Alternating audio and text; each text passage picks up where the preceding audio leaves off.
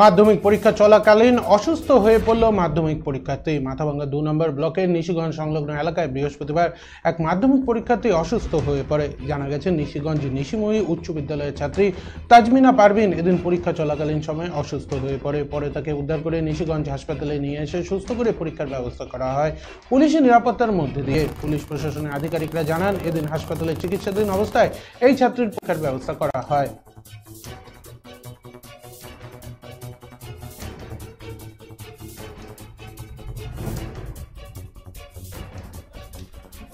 পাশাপাশি মাধ্যমিক পরীক্ষা চলাকালীন অসুস্থ হয়ে পড়ল কালচিনির এক পরীক্ষার্থী। বৃহস্পতিবার কালচিনির শঙ্কর নেপালি হাই স্কুলে মাধ্যমিক পরীক্ষা কেন্দ্রে পরীক্ষারত এক ছাত্রী আচমকা অসুস্থ হয়ে পড়ে।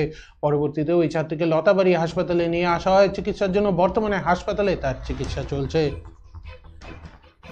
গত 2রা ফেব্রুয়ারি থেকে রাজ্য জুড়ে শুরু হয়েছে মাধ্যমিক পরীক্ষা, আর এই মাধ্যমিক পরীক্ষার মাঝেই বৃহস্পতিবার 2 পরীক্ষার্থী অসুস্থ হয়ে পড়ে, একজন মাথাভাঙ্গা ব্লকে এবং অপরজন কালচিনিতে।